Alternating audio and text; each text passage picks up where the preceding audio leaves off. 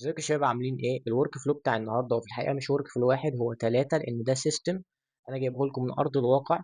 كنت قاعد بقلب على اب وورك اللي هو تقريبا اشهر موقع عمل حر، وشفت السيستم دوت. كان في واحد في امريكا عنده عياده عايز حد يعمل له السيستم دوت. زي ما هو قدامكم هو مكون من ثلاثه ورك فلو. احنا النهارده هنشرح الجزء الاول، هيبقى الورك فلو الاول، وبعد كده تقريبا بكره هنزل باذن الله الورك فلو التاني، وبعده التالت. هو دوت ابورك اهو، وزي ما انتم شايفين كان عارض ان حد يعمل له السيستم بتاعنا دوت ب $25، اللي هو تقريبا 1250 جنيه. زي ما انتم شايفين حاجه زي كده كويسه يعني، 1250 جنيه. والسيستم تقريبا خد مني ساعتين او ساعتين ونص وانا بعمله، فالموضوع مش صعب. ودلوقتي هتعرف كل تفصيله في السيستم لما نشرحه باذن الله في الثلاث اجزاء بتوعنا. وده هيخليك او هيأهلك ان انت تعمل السيستم ده لاي عياده بعد كده، سواء جوه او بره مصر، وتغير فيه اللي العميل بتاعك هيحتاج ان انت تغيره له. لان طبعا الورك فلو مش هيبقى ثابت على كل العملاء، يعني كل عميل وليه حاجه مختلفه هو بيبقى عايزها. ودلوقتي يا شباب خلينا نخش على شرح الورك فلو الاول. زي ما هو قدامكم كده، الورك فلو بيبتدي بالويب هوك تريجر. ولو مش فاكر ايه هو الويب هوك تريجر، فاحنا كنا شرحناه في فيديو تريجرز، هسيبه لك فوق. فلو دخلنا هنا على التريجر دوت، هنلاقي ان هو بسيط قوي. كل اللي انت بتعمله ال HTTP ميثود بتخليها بوست وبس. كده هو جاهز لانك تشتغل بيه على طول، مش هتغير اي حاجه تانية. عندك التست يو ار ال وعندك البرودكشن يو ار ال. احنا هنا بنتست لان احنا لسه ما عملناهوش ببلش. اول ما تعمله ببلش بتغير التست يو ار ال، واوريك بتغيره ازاي وفين. بتحط البرودكشن لما الورك فلو بتاعك خلاص يبقى جاهز ان هو يشتغل. بس احنا حاليا هناخد التست يو ار ال ده كوبي، وهنروح على حاجه اسمها زوهو سي ار ام. هو ممكن واحد يسالني اشمعنى زوهو سي ار ام بما ان في كذا سي ار ام. ولو انت مش عارف ايه السي ار ام، فهي يعني حاجه خاصه بالبيزنسز، وتقريبا بتتعامل معاها في معظم الورك فلوز اللي بتخص البيزنسز زي العيادات كده. فالعياده ديت الراجل بتاعه الراجل الامريكي اللي كان عامل شير للشغلانه اللي انا وريتها لكم من شويه، كان عايز الورك فلو دوت يشتغل في زوهو سي ار ام، لان هم بيستعملوها. فاحنا هنروح ونسجل عليها، تظهر لك الصفحه ديت. سيبك من كل ده، انت على طول هتروح على السيتنجز فوق على اليمين اهي، دوس عليها، تظهر لك الصفحة ديت. هتروح على ورك فلو رولز، وبعد كده بعد ما تحمل هتظهر لك الصفحة ديت. اللي قدامك ديت رولز كلها انا كنت عاملها وانا بعمل السيستم ده اول مرة. كل ده مش هيبقى ظاهر عندك لما تخش هنا. هتدوس كرييت رول على طول، وهتسمي الرول اي حاجة انت عايزها. خلينا نقول مثلا ان الاسم مش بيفرق هنا. وهتيجي على select module، وهتختار meetings. احنا هنا اخترنا meetings عشان مفيش كلمة appointment اللي هي تبع العيادات طبعا. فبتيجي وتختار meetings، هي تقريبا نفس الحاجة بس مع اختلاف الاسم يعني.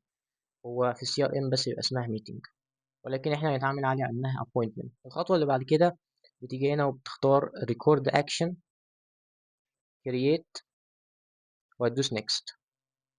احنا هنا اخترنا create ليه؟ عشان بس تبقوا فاهمين، create ديت معناها الويب هوك دوت هيلقط او هيفاير امتى. هيفاير لما نعمل كرييت لميتنج اللي هي الابوينتمنت. يعني لما تسجل جلسة مثلا مع مريض ودكتور معين، اول ما تتسجل اول ما تتكريت، الويب هوك بتاعنا هيتريجر وهيفاير. ده معنى الكلام اللي احنا اخترناه. هنا هتيجي تختار all meeting done، تيجي على ويب هوك تدوس عليها، هتفتح لك ديت. طبعا انت مش هيبقى عندك دول، انا عاملهم قبل كده لما كنت ببني. فهتختار configure ويب هوك على طول. اول خطوة هنا ممكن تختار اي اسم مش هتفرق، نسميه برضو ان واحد مثلا عشان نميزهم. والميثود هتبقى بوست. اليو ار ال هنا اللي هو عايزك تحطه هو اليو ار ال اللي احنا بنجيبه من الويب هوك في ان اللي هو دوت. لما بقى تكون خلصت واتاكدت ان الورك فلو بتاعتك شغاله زي الفل، هتختار البرودكشن يو ار ال وهتحطها هنا بدل التست. بس طالما احنا لسه بنتست هنجيب التست ونحطها. بتحطها كده اهو بيس عادي جدا. وبتيجي بعد كده تنزل تحت عند البادي، هتلاقيها none، هتخليها form data. وبتيجي تدوس على add parameter اللي هي بتبقى تحت الموديول parameters، تدوس عليها. وخليني بقى اشرح لكم ايه هي او ايه الخطوة دي احنا بنعمل فيها ايه. لو دوست هنا هتلاقي قدامك اختيارات كتير، دي الحاجات اللي انت عايز تنقلها في البادي لما الويب هوك يفاير. بمعنى لو انا دوست meeting اي دي كده اهوت، واخترت لها اي اسم انا عايزه، بس طبعا انت عايز تسميها حاجة يعني تدل عليها، فاحنا هنخليها زي ما هي نفس الاسم. كده ايه اللي هيحصل لما الويب هوك يفاير؟ الميتنج اي دي هيتنقل. يعني دلوقتي كده ايه اللي بيحصل عشان ما تبقاش تايه؟ اللي بيحصل ان الويب هوك دوت بيفاير لما بنعمل كرييشن او بنكريت ابوينتمنت.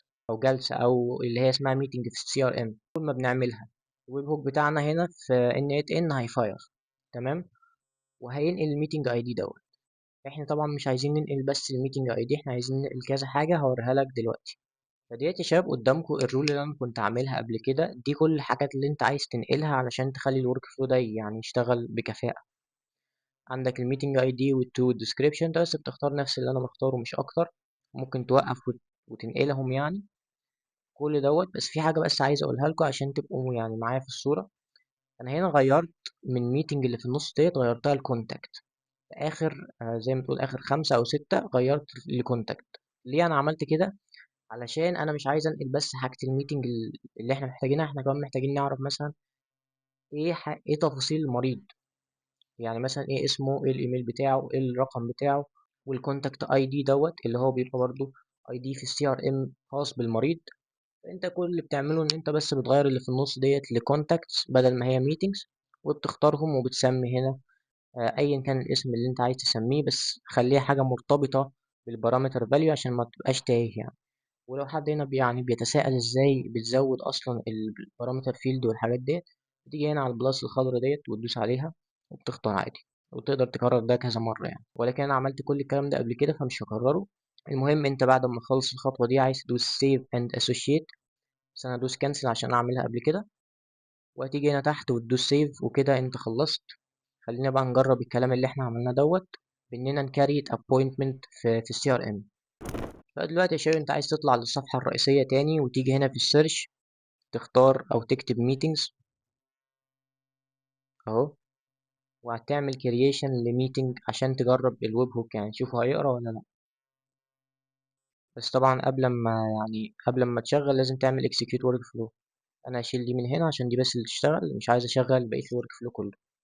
تدوس هنا اكسكيوت ورك فلو وتروح تعمل كرييت ميتنج. فدلوقتي يا شباب رجعت لكم بعد ما مليت التفاصيل بتاعة الميتنج. هو الموضوع مش صعب يعني، التايتل انت ممكن تسميه اي حاجة، احنا بس بنجرب. والفروم والتو، هتيجي هنا بس عند الريليتد تو تختارها كونتاكت وتعمل اد لاي كونتاكت من هنا. تدوس هنا على السيرش ديت وتختار اي كونتاكت علشان دوت هيبقى هو البيشنت ده المريض. يعني لما يجوا هم يستعملوه السي ار ام ده بشكل فعلي، بتسجل المريض من هنا. تختار related to contact وبتسجل المريض بقى اللي هو الاول بتسجل الكونتاكت، وبعد كده بتعمل لها سيرش وتضيفها في الميتنج. تمام عشان تبقوا فاهمين يعني السيستم ده يشتغل ازاي بشكل واقعي. وهتدوس سيف. بس قبل ما ادوس سيف هروح اشغل الورك فلو.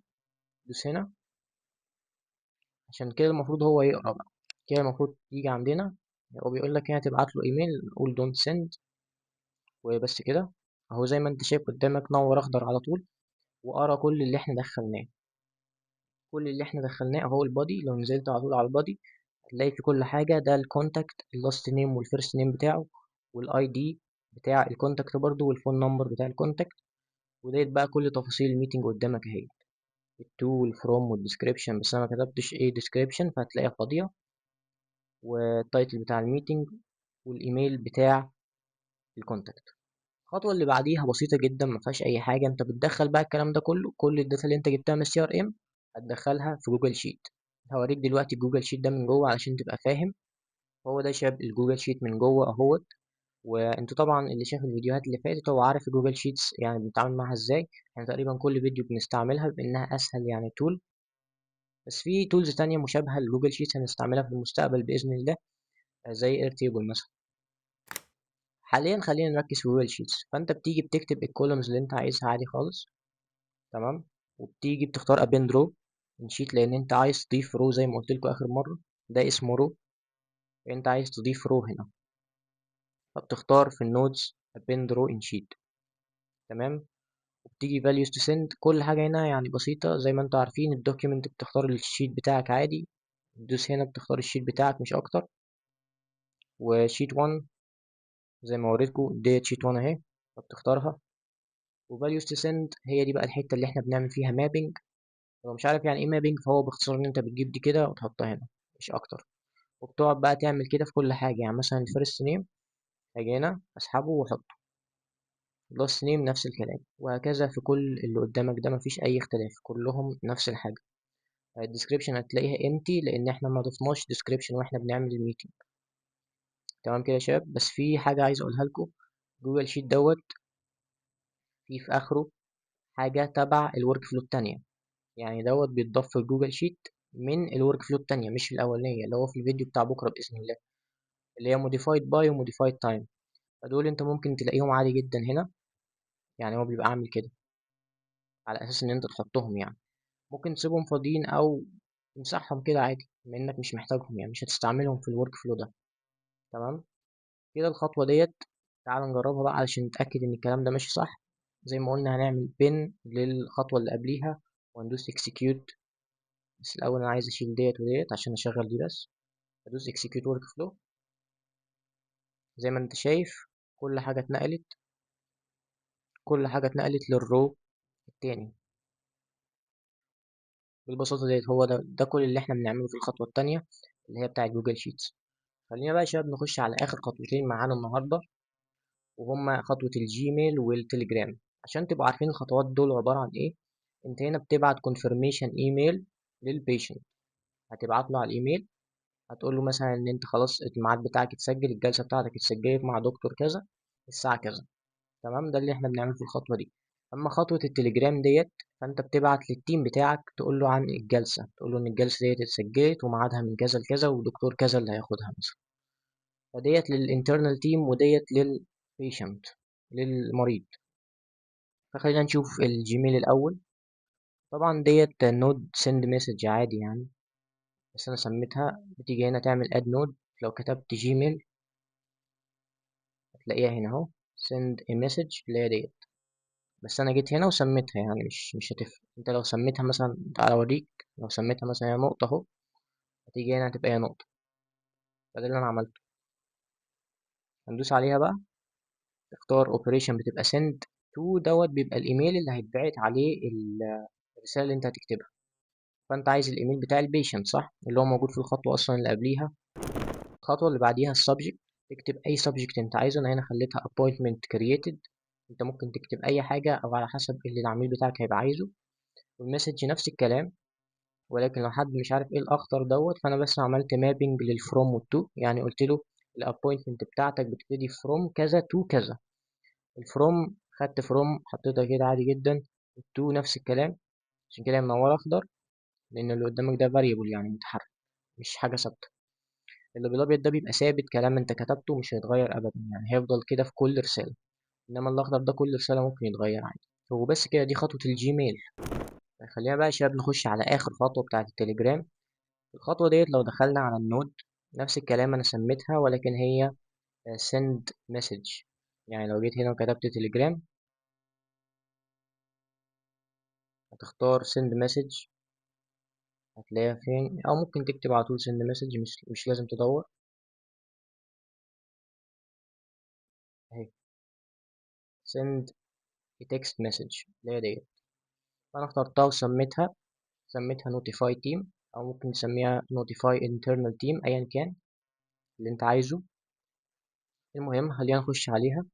الكريدنشالز أنا وريتكم قبل كده إزاي بتعملوها.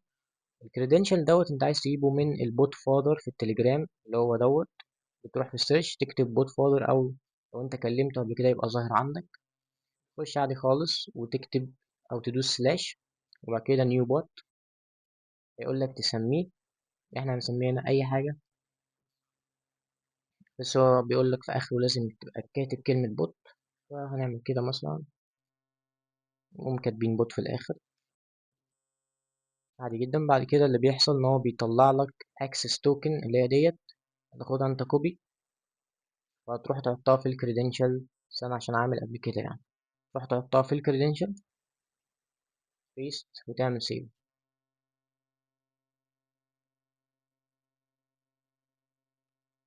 بس كده انا كده عندي 3 كريدنشالز، يعني 3 بوتات. ولكن خلينا دلوقتي في اللي احنا لسه عاملينه ده عشان اوريكم حاجه. تختار الاوبريشن سند مسج. بالنسبه للشات اي دي فدوت الشات اي دي دوت هو المكان اللي هيبعت البوت عليه رساله. مثلا لو انا حطيت الشات اي دي بتاعي انا، البوت هيبعت لي الرساله دي. لو انا حطيت الشات اي دي بتاعي تشانل على التليجرام هيبعت على التشانل. لو انا حطيت الشات اي دي بتاع جروب شات، لو تليجرام في جروب شاتس يعني، هيبعت في الجروب شات. وانا اوريك دلوقتي منين بتجيب الشات اي دي بتاع اي حاجه انت عايزها. ولكن خلينا نخلص الاول من النوت ديت، يعني نخش على اخر خطوه اللي هي التكست. التكست برضو انا كتبت حاجات وعملت مابنج الحاجات بحيث ان انا اعمل رساله منظمه، اقول لهم فيها مثلا التايتل اوف ابوينتمنت كذا، الديسكريبشن كذا، الابوينتمنت اي دي، الفون نمبر بتاع البيشنت، وقلت لهم الابوينتمنت بتبتدي من امتى وهكذا. يعني انت بتنظم الرساله اللي انت عايزها، دي حاجه مش ثابته، انت العميل بتاعك هو اللي بيحدد ايه اللي عايزه يتبعت. تمام كده يا شباب. في اخر حاجه بقى خليني اوريكم بتجيبوا الشات اي دي منين. اسهل طريقه تجيب بيها الشات اي دي لو انت مش عارفه ايا كان، سواء الشات اي دي بتاعك او بتاع تشانل. خلينا بس نعمل دي اكتيفيت للورك فلو دلوقتي واوريك بتعمل ايه. تيجي وبتحط تريجر التليجرام. اعتقد التليجرام ليه تريجر واحد بس اللي هو اون مسج، لا ليه كذا حاجه، ولكن اون مسج هو اللي احنا عايزين نختاره. وعايزين نختار البوت بتاعنا اللي احنا لسه عاملينه وبس. ده كل اللي انت محتاج تعمله هنا. هو هتروح بقى على بوت فاضر وهتدوس على اللينك اللي فوق اللي لما انت عملت البوت تطلعه لك. اللينك دوت مهم لان ده اللي انت تقدر تبعت للبوت منه. لو مثلا انت على تشانل هتقوم مدخل البوت بتاعك دوت في التشانل وتبعت له منها عشان تجيب الشات اي دي بتاع التشانل. ولكن هنا احنا برايفت مسج، فهتيجي وتكلمه. بس قبل ما تكلمه هتعمل اكسكيوت ورك فلو للتليجرام تريجر ده وتبعت له اي حاجه، وايا كان اللي انت بعته هيفاير التريجر دوت وهيظهر الشات اي دي هنا اهو. لو جيت هنا على الشات اهو، شات اي دي هو ده. انت عايز تاخده كوبي، ده الشات اي دي بتاعي. لو للتشانل مثلا هتبقى ظاهر برضو زي ما قلت لك. بتعمل ايه؟ بتدخل البوت للتشانل الاول وبعد كده بتبعت له جوه التشانل، فهيظهر لك التشانل اي دي. بتاخد الاي دي ده كوبي وبتروح على، نرجع بقى للي احنا كنا بنعمله اساسا، اكتيفيت ونمسح ديت. هتاخده كوبي وتحطه في الشات اي دي هنا واحفظه بقى، خليه عندك بعد كده عشان ما تقعدش تجيبه كل مره بنفس الطريقه دي. كده يا شباب نكون خلصنا شرح اول ورك فلو واول خطوه في السيستم دوت. باذن الله بكره هننزل الجزء الثاني، وزي ما انتم متعودين أنا دايما بسيب لكم الورك فلو اللي احنا بنعمله في الديسكريبشن، ولكن المره دي انا هخليه لحد ما نخلص الثلاث اجزاء كلهم، بحيث ان انت تعرف تشغل السيستم دوت بالكامل، لان انت مش هتستفيد حاجه لما تجرب ديت بس. فبعد ان شاء الله ما نخلص الجزء الثالث اللي هو مثلا يبقى بعد بكره، لو لقيت تفاعل، يعني لو لقيت تفاعل هنزل الفيديوهات اسرع طبعا. ما تنساش اللايك والسبسكرايب على الفيديو ده. فزي ما قلت لكم بعد الجزء الثالث باذن الله تعرفوا تنزلوا السيستم بالكامل الثلاثه ورك فلوز. واحنا كده خلصنا فيديو النهارده، اشوفكم بكره باذن الله.